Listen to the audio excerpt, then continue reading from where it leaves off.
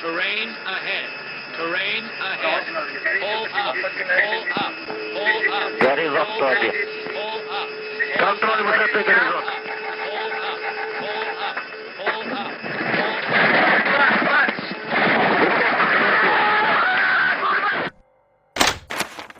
Recently took a flight with my baby, whom I've never had any problems flying with. In fact, I've had people compliment me on how well he flies. This flight, however, ended in disaster, pain, and blood. Soon after getting him settled in his car seat and giving him a bottle for takeoff, my son was fast asleep. About an hour into our flight, there was some bad turbulence and he woke up. To my surprise, he actually seemed to enjoy the turbulence as he giggled every time the plane dropped.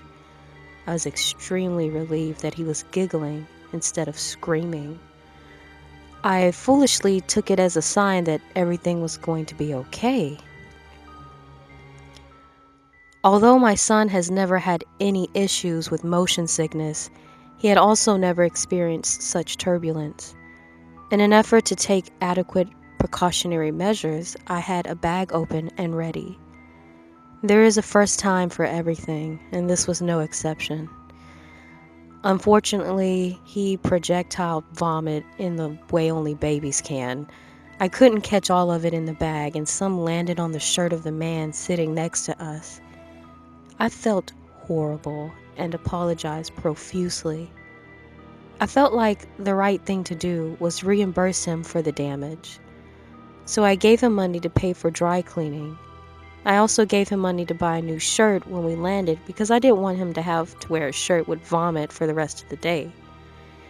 He was upset, which I completely understood. I expected the yelling and cursing. I expected the rant about babies on planes. What I didn't expect was for him to slap me across the face so hard that my nose broke.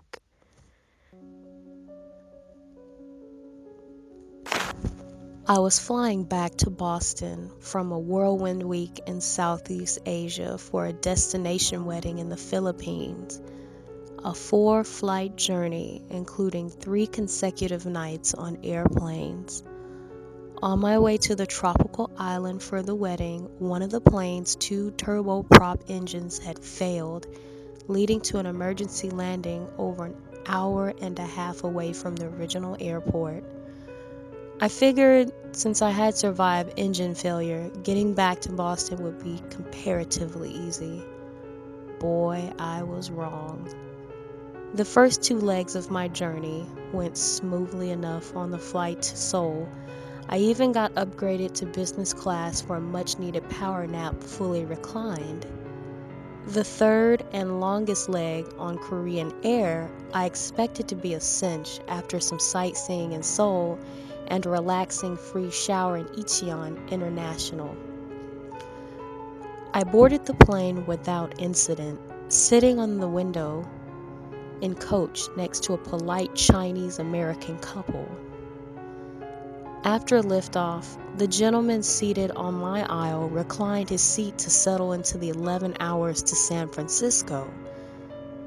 Suddenly, the male passenger behind him violently slams the seat forward. My roommate tries again, same response, but even more furiously. The man behind us gets up and begins screaming, "Fuck you!" right in my neighbor's face.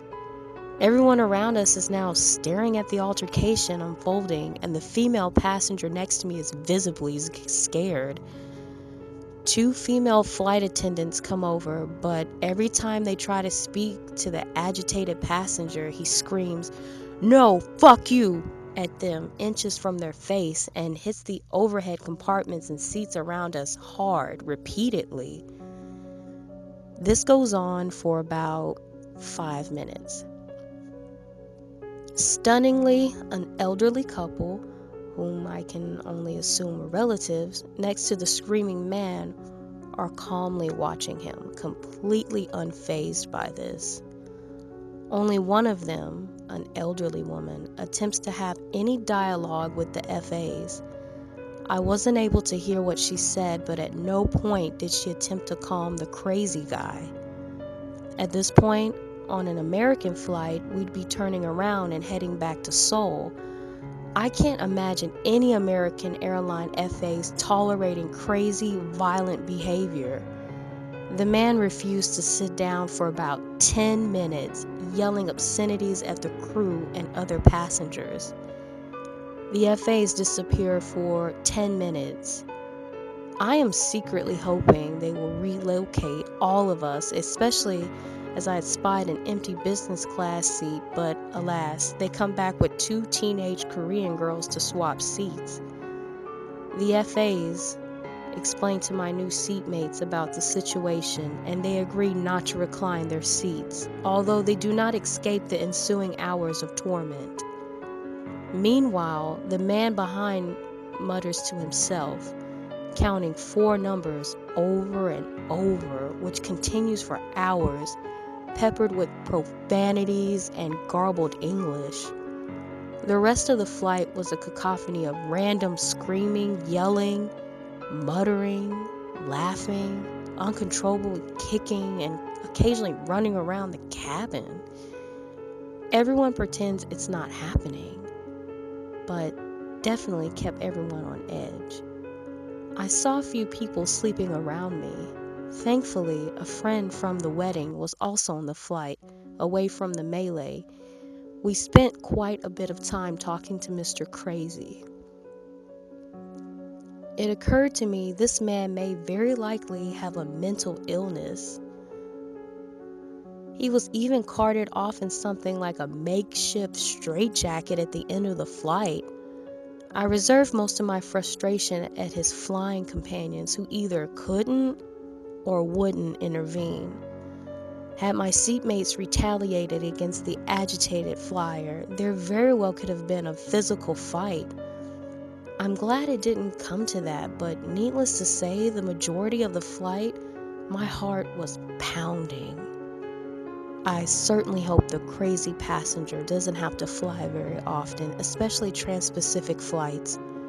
Given his distress and the fear invoked in the people around him. I was on a flight from Vienna, Austria to Belgium a couple of years ago, and though I'm a frequent flyer, this little trip will stay with me always. I sat in the aisle seat across and a little bit forward from me, one of those planes where the aisles don't line up, thankfully, sat the man who would be responsible for a few nightmares in the following years.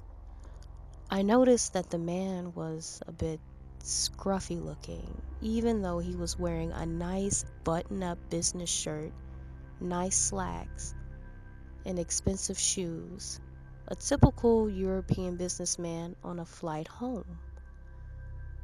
I noticed that his hair was unkempt looking. I couldn't really see his face, but something about him bothered me. I tried reading, but he was squirming about in his seat, which I found really distracting. Then I saw blood spots on the back of his shirt, which I hadn't noticed earlier. I went back to my reading, but there was more squirming from him, and it seemed to be getting more intense. Was it my imagination, or were there more bloody spots on the back of his shirt? Yes, in fact, some were seeping through on the arms, too. I couldn't concentrate on reading, but I didn't want to look at him either. It kind of made me queasy. I was trying to find something else to focus on when he bent over and started scratching his leg, really scratching it quite viciously.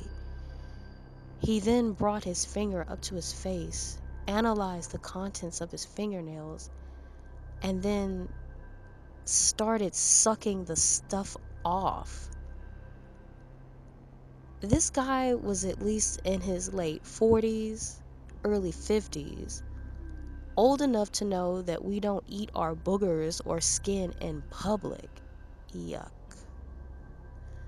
I was hoping it was some sort of anomaly when seconds later he dug into his leg again, and this time came back with a big quarter-sized glop of infected-looking red and green stuff, which he immediately began slurping off his fingers. This continued on for the next 10 or 15 minutes, with him getting more and more excited, exploring the other leg, a few areas under his shirt in the front, his neck, and then finally his back. I tried so hard to keep my eyes closed or diverted, but somehow they kept wandering back to him.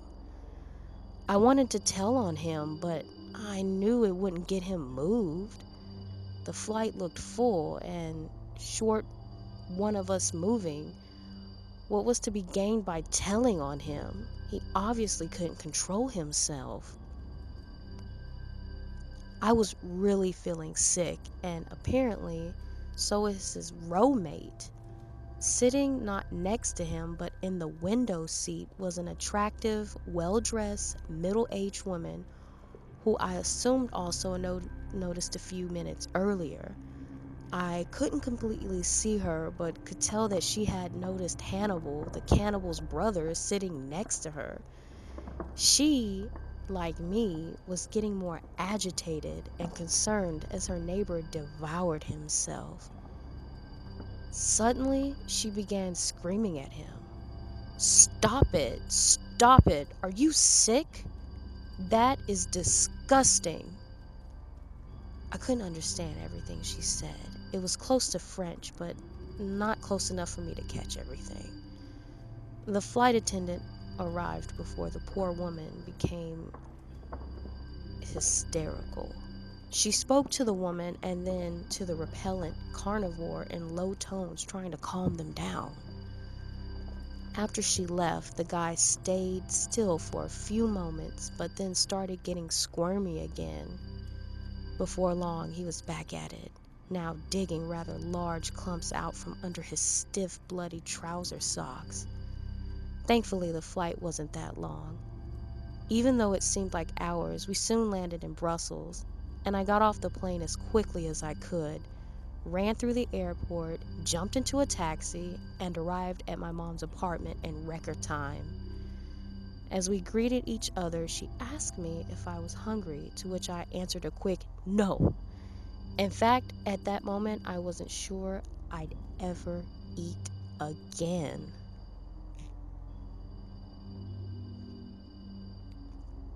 Oh, that is just fucking, ugh. That is some vile bullshit. This is my worst ever round trip flight from Pittsburgh, Pennsylvania to Seattle, Washington story.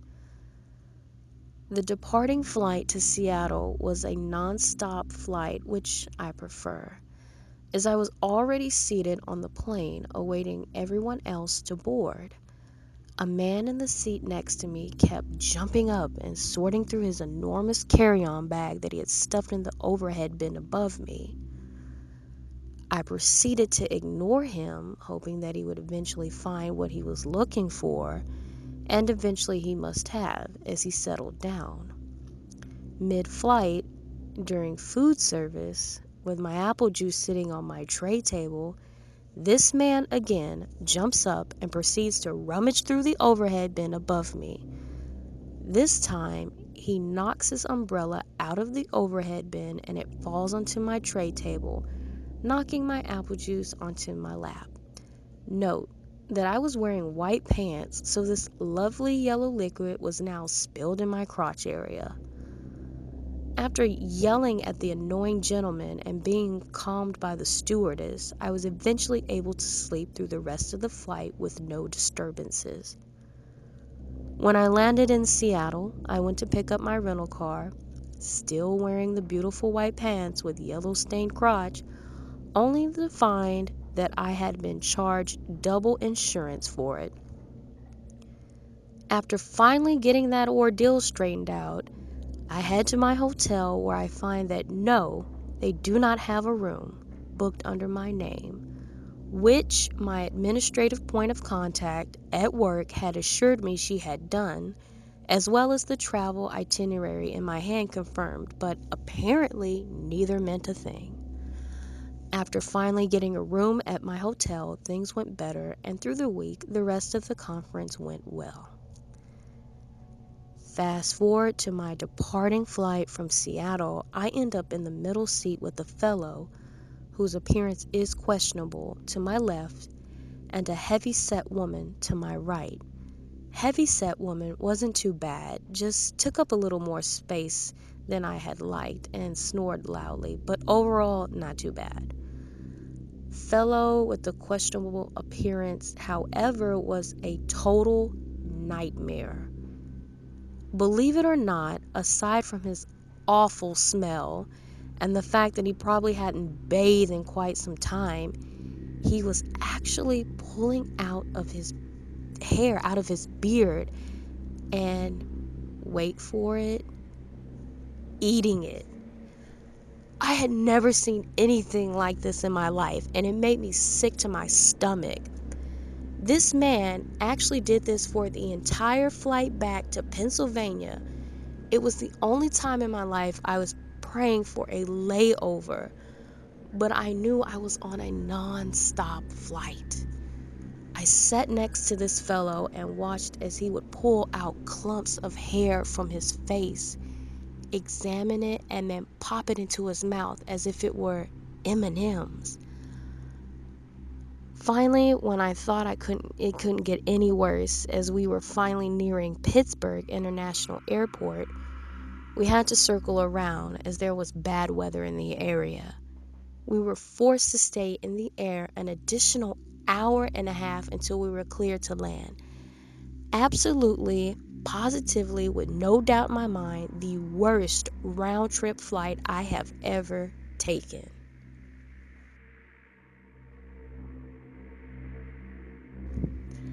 Hey everyone, I want to thank you for taking the time to listen to this video. I had a lot of fun narrating it. I asked permission from the site owner that collects these stories as flights from hell, and I got the green light to use these stories, which is totally awesome. I'm so glad the site owner contacted me back, because there's cases of copyright infringement being reported on YouTube for other narrators. But anywho, I'm having a lot of fun doing these. I think I'm gonna go ahead and do a part 2 of the flights from hell. This was very fun. On the last story, I actually want to make a side note. What that man was doing, pulling the hair out of his beard, is actually a tick. It's trichotillomania. And what that is the person is obsessed with pulling hair from their body. And I just want to say I have a personal experience with that, but I don't go as far as eating the hair. That's a step too deep. But it's funny that I read that, because I can relate to that. I mean, I get strange looks because I have no eyelashes. Yes, that's freaky. That is very freaky. But I can imagine if someone is sitting next to me and I eat the hair, that's a little extreme. And that is very freaky and weird. But anywho, I just wanted to make a note about that. If anyone wondered why this man was pulling the hair out of his beard, he's suffering from trich. Anyways, again, I want to thank everyone for listening. I'm just having so much fun doing these audios.